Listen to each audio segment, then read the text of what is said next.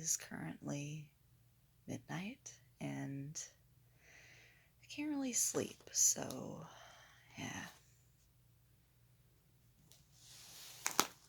I guess that's good for you guys, because I'm going to read a little bit of this book, Fall, or Dodging Hell.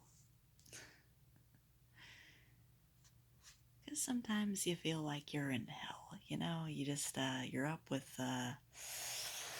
some very, very strange thoughts. And you gotta read to distract yourself. Yeah. Good for you, right? You know, you get a little ASMR. Fall, or Dodging Hell, by Neil Stephenson. Oh, look. It's the devil. Or fucking Mephistopheles. I don't really know. Yeah. Signed copy.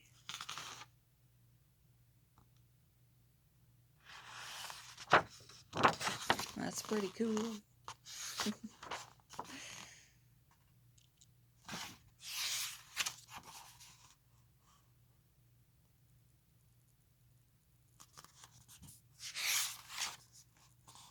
Don't copy that signed copy, because that's not cool. Look at that. The text looks like a bird.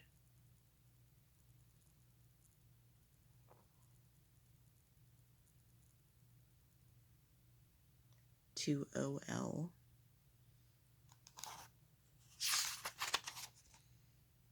Book 1. I didn't know there was a sequel to this. Didn't notice that before. I'm on like chapter 3, chapter 2 or something. Yeah. Oh,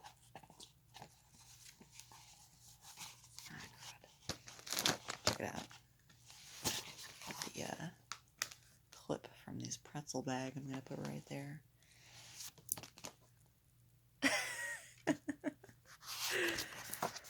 Oh, God, I'm so stupid. Okay. At the 3-minute mark of intro rambling, so here we go.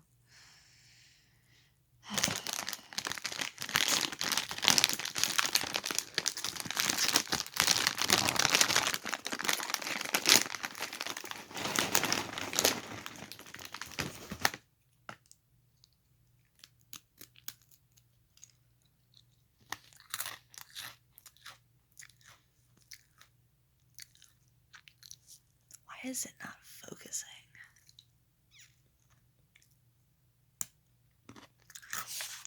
This video is terrible.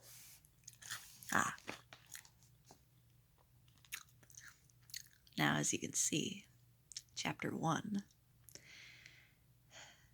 Dodge became conscious. His phone was burbling on the bedside table. Without opening his eyes, he found it with his hand, jerked it free of its charging cord, and drew it into bed with him.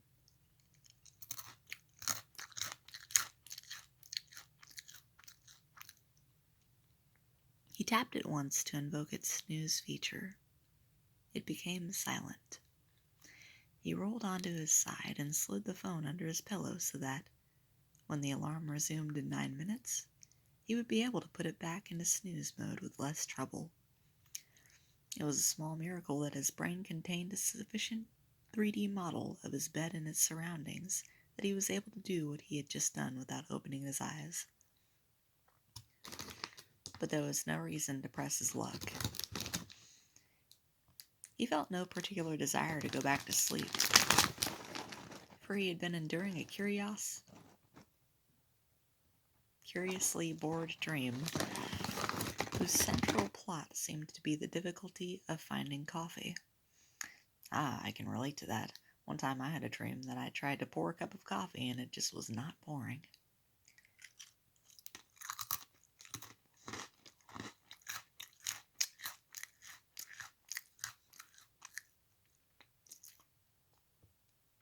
That's pretty recently, actually. I wonder if it was because of this book. I blame you, author. Anyway, in this dream, he was in the small town in Iowa where he had grown up. Its landscape and its small town. Its landscape and its cast of characters were commingled with places he had been and people he had encountered during the decades since he had left it in the rearview mirror of his pickup truck. Whew. Oh god, you don't realize how long these sentences are until you start saying them out loud.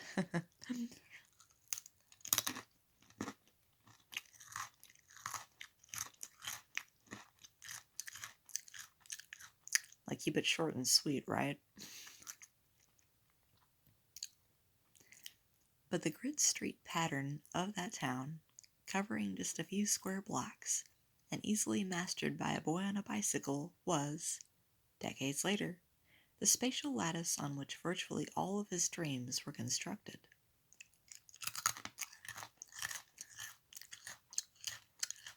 It was the graph paper on which his mind seemed to need to plot things. In the dream, he had set out to get some coffee, only to find himself thwarted at every turn by any number of incredibly prosaic obstacles. Prosaic? I don't know. In the story world of the dream, I have a pretty high vocabulary, but I am not ashamed to admit when I don't know what a word is, okay? That's how you learn. That's how you grow. Enough of me rambling. In the story world of the dream, this was bizarrely frustrating. It was simply unreal how so many contingencies would get in the way of this simple task.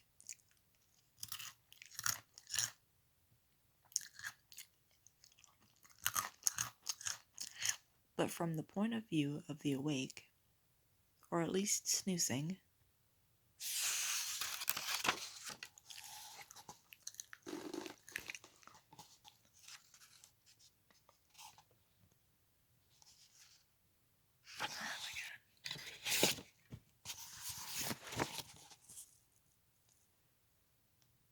my camera's snoozing. Unlike me, unfortunately. Dodge, it all had a clear explanation. It was, in fact, very difficult to obtain coffee while lying in bed with one's eyes closed.